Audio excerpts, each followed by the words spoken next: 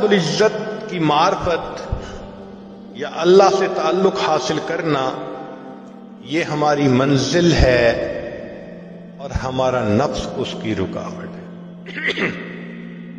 اللہ ہماری منزل ہے اور نفس اس کی رکاوٹ ہے۔ دو طرح کی پوجا ہوتی ہے،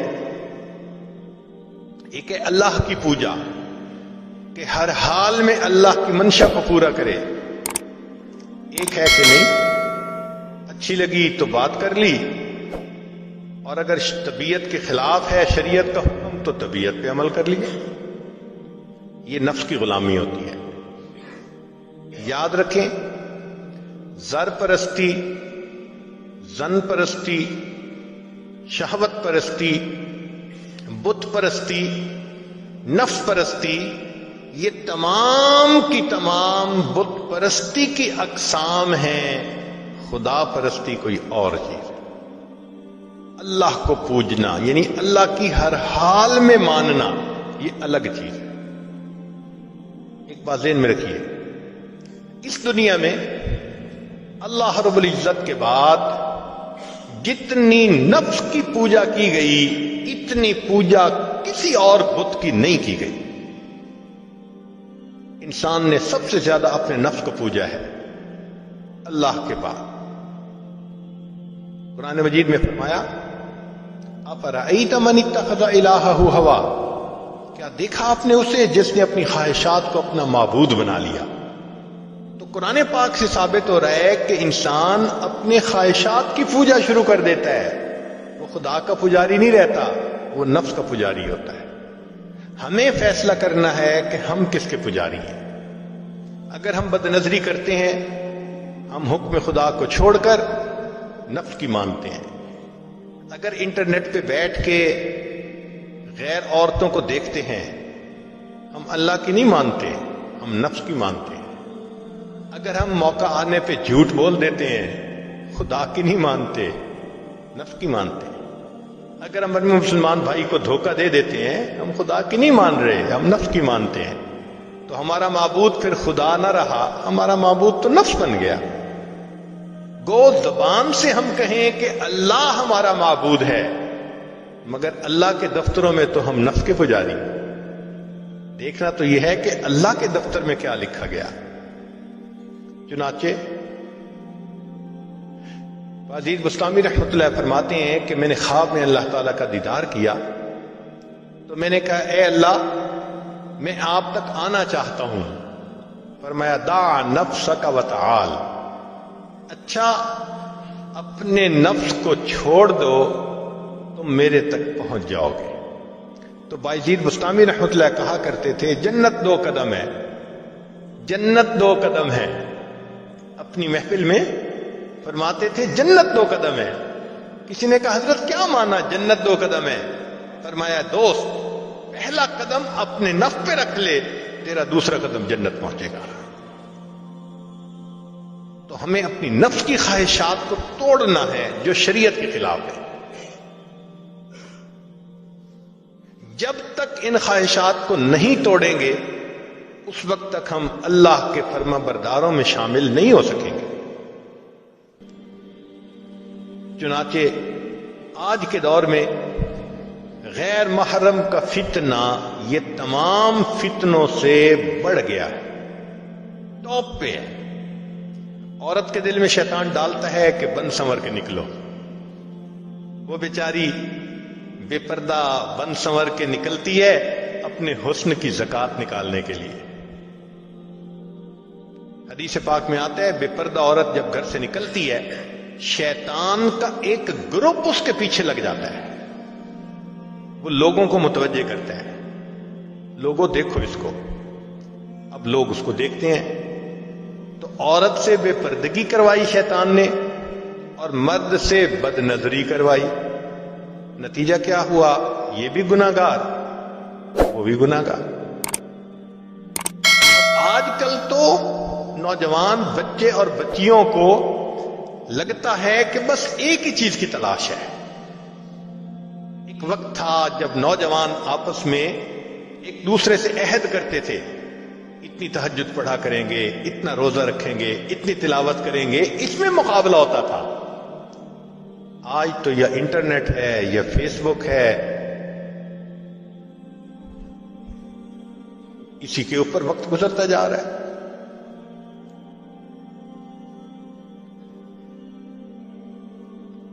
نتیجہ یہ ہے کہ آج ہر انسان اپنی خواہش کو پوری کرنے میں لگا ہے الا ماشاء۔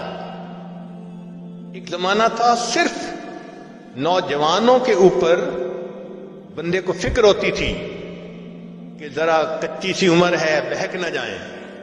آج تو بوڑھوں کا پتہ نہیں ہے۔ ایک نوجوان میرے پاس آیا، اس کی عمر 18 سال تھی، زاروں قطار رونے لگا، اتنا رو رہا تھا کہ میرا جی چاہ رہا تھا اگر کوئی کام میرے بس میں ہوتا نا تو میں بچے کے آنسو پوچھ لیتا، میں اس کام کو کر دیتا۔ میں نے اس کو کہا، بچہ تم کیوں اتنا رو رہے ہو، کیا ہوا؟ کہنے لگا میری دادوں کے لیے دعا کریں۔ 18 سال کا نوجوان بچہ نیک دادوں کے لیے رو رہا ہے، کیا ہوا؟ کہنے لگا 2-3 سال سے دادا ابو فوت ہو گئے اور میری دادو انٹرنیٹ پہ روزانہ 2 سے 3 گھنٹے بیٹھ کر ننگی تصویریں دیکھتی ہے۔ آج بچہ آ رہا ہے اپنی دادوں کے بارے میں پریشان۔ وہی زمانہ آ گیا، بوڑھے بھی فتنے سے محفوظ نہیں رہے۔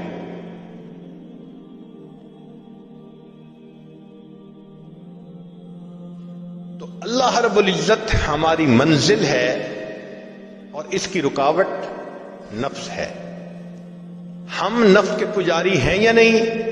ایک کوئک کوسچن اپنے دل میں تھوڑی دیر کے لیے یہ سوچئے، ہم سیل فون کا غلط استعمال کرتے ہیں یا نہیں؟ ہم انٹرنیٹ کا غلط استعمال کرتے ہیں یا نہیں؟ اسی وقت ہمارا من جواب دے دے گا، تم پکی بات ہے تم نفس کے غلام۔ اگر غیر محرم کے میسیجز کے انتظار، اگر انٹرنیٹ پہ انہی کے ساتھ تعلق، اس کا مطلب یہ ہے کہ پھر ہم اپنے نفس کی پوجا میں لگے ہوئے۔ تو اللہ رب العزت ہماری منزل ہے، نفس اس کی رکاوٹ ہے۔ اس لیے فرمایا کہ قرب قیامت میں خلوت کے گناہ بڑھ جائیں گے۔ جتنا کوئی تنہا ہوتا ہے آج اتنا وہ گناہ میں ملوث زیادہ ہوتا ہے۔ ایک زمانہ تھا جتنا خلوت میں ہوتے تھے اتنا اللہ کی یاد میں زیادہ ہوتا تھا۔ آج جتنا خلوت میں ہے اتنا گناہ زیادہ۔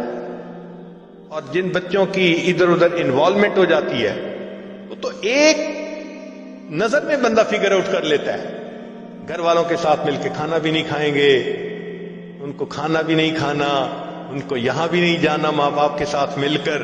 آپ دیکھیں گے وہ یہی کہیں گے کہ بس ہمیں ہمارے حال پہ چھوڑ دو۔ اس کا مطلب ہے some thing is seriously wrong some where. نبی علیہ السلام نے ارشاد فرمایا قرب قیامت میں لوگ اپنی بیویوں سے زنا کریں گے۔ ہم نے حدیث پاک پڑھی تو ہمیں سمجھ نہیں آئی۔ ہم نے اپنے استاد سے پوچھا کہ استاد جی یہ کیا معنی ہے کہ اپنی بیویوں سے زنا کریں گے؟ تو انہوں نے فرمایا ہاں اس کی کئی صورتیں ہیں۔ ایک صورت تو اس کی یہ ہے کہ مرد یا عورت کوئی کفریہ بول دے اور نکاح ٹوٹ جائے اور ان کو اس کا پتہ ہی نہیں کہ نکاح ٹوٹا یا نہیں۔ اور واقعی آج تو کفریہ کلمات کا علم ہی نہیں لوگوں کے پاس۔ بہت سینسٹیو مسئلہ ہے یہ۔ مالا بدھا من میں فارسی کی کتاب ہے، ہم مفتی صاحب سے پڑھ رہے تھے، تو جب انہوں نے کلمات کفر پڑھائے تو ہماری آنکھیں کھل گئیں۔ اس میں حضرت مفتی کفایت اللہ رحمۃ اللہ علیہ نے لکھا ہے، مفتی قاضی ثناء اللہ پانی پتی رحمۃ اللہ علیہ نے لکھا ہے کہ اگر دو بندے گفتگو کر رہے تھے، ایک نے کہا کہ یہ تو شریعت کی بات ہے اور اگلے نے جواب دیا رکھ پرے شریعت کو فقط کفر، وہ آدمی کافر ہو گیا۔ شریعت کے بارے میں ایسی بات کہہ دینا کہ رکھ پڑے شریعت کو، ایمان کہاں بچتا ہے؟ سوچئے۔ تو ہمیں چاہیے کہ ہم علماء سے پوچھیں کہ بھئی کلمات کفر کون کون سے ہیں۔ یہ نہ ہو کہ کہیں ایسے جملے ہم بولیں، کئی جملے تو بہت کامن ہیں۔ مثلا علماء نے لکھا ہے کہ کسی نے کہا کہ کہاں رہتے ہو؟ دوسرے نے کہا فلاں جگہ رہتا ہوں۔ او خدا دے پچھاوڑے، خدا کے پچھاوڑے یعنی خدا کے پیچھے رہتے ہو، فقد کفر، ایسا بندہ کہنے والا کافر ہو جاتا ہے۔ تو ان کا علم حاصل کرنا ضروری کہ کہیں ہم تو اپنی گفتگو میں کوئی ایسی بات نہیں کہہ جاتے، اور اگر نکاح ٹوٹ گیا تو پھر اپنے ذہن میں میاں بیوی رہ رہے ہیں اور زنا کا گناہ لکھا جائے۔ تو فرمایا کہ مرد قرب قیامت میں اپنی بیویوں سے زنا کریں گے۔ ایک صورت تو یہ ہے، یہ کفریہ کلمہ بیوی بولے تو بھی نکاح ٹوٹا، خامد بولے تو بھی نکاح ٹوٹا۔ اور دوسری صورت ایک دوسرے کے ساتھ آرگومنٹس، اور یہ تو ہر گھر کی آج بات نظر آتی ہے۔ جس گھر میں دیکھو الا ماشاء اللہ وہی حال ہے۔ جب شادی ہوئی میں بولتا تھا، بیوی سنتی تھی۔ اس نے کہا پھر، کہتے پھر بچے ہو گئے، پھر بیوی بولتی تھی میں سنتا تھا۔ اس نے کہا پھر، کہتے پھر ہم دونوں بوڑھے ہو گئے، ہم دونوں بولتے تھے، محلے والے سنتے تھے۔ تو بڑھاپے میں آرگومنٹس اور زیادہ۔ اب ان آرگومنٹس میں ہوتا کیا ہے کہ مرد کی زبان سے کنائے میں طلاق نکل جاتی ہے۔ کنایا کہتے ہیں کہ لفظ تو طلاق کا نہیں بولا، لیکن بات ایسی کر دی کہ جس کا مفہوم طلاق والا ہوتا ہے، اس کو کنائے میں طلاق کہتے ہیں۔ اب یہ گناہ بہت زیادہ ہے کہ غصے میں کہہ دیتے ہیں چلی جا، مجھے تیری کوئی ضرورت نہیں آج کے بعد۔ اس قسم کے الفاظ کہ جس کا نتیجہ یہ نکلے کہ تو میری بیوی نہیں ہے، اس کو کنایا کہتے ہیں۔ اب اس کے مسئلے بھی سیکھنے چاہیے۔ بھئی نکاح کیا ہے تو کیسے ٹوٹ سکتا ہے، یہ مسئلے بھی تو آنے چاہیے نا۔ یہ کہاں لکھا ہوا ہے کہ آپ ٹیکس کے سب مسائل جانتے ہیں، بزنس کے سب کوڈز جانتے ہیں، فلاں کا سب نالج آپ نے حاصل کیا ہوا ہے، اور ایک مومن نکاح کر لیتا ہے اور اس کو نکاح طلاق کا پتہ ہی نہیں ہوتا؟ یہ کہاں کا انصاف ہے؟ شریعت کہتی ہے علم حاصل کرو۔ ایسا نہ ہو کہ کنائے میں طلاق ہو جائے، ہمیں پتہ بھی نہ ہو اور میاں بیوی مل کے رہے۔ اور آج تو یہ معاملہ ہے کہ زبان سے طلاق کہہ دیتے ہیں، ہو بھی جاتی ہے، پتہ بھی ہے دونوں کو، مگر بدنامی ہو جائے گی، پھر ایک دوسرے کے ساتھ رہ رہے ہوتے ہیں۔ چنانچہ ہمیں ایسے لوگ ملے، 5 وقت کا نمازی، تہجد پڑھنے والا، سب نیکی کرنے والا۔ خود اس نے مجھے کہا کہ آج سے 8 سال پہلے میں نے اپنی بیوی کو طلاق دے دی تھی غصے میں۔ ویسے میں نے غصے میں دی تھی۔ میں نے کہا کبھی کسی نے بیوی کو خوش ہو کے طلاق دی؟ دیتا تو غصے میں ہی ہے نا۔ یہ کیا بات ہوئی کہ غصے میں دی تھی؟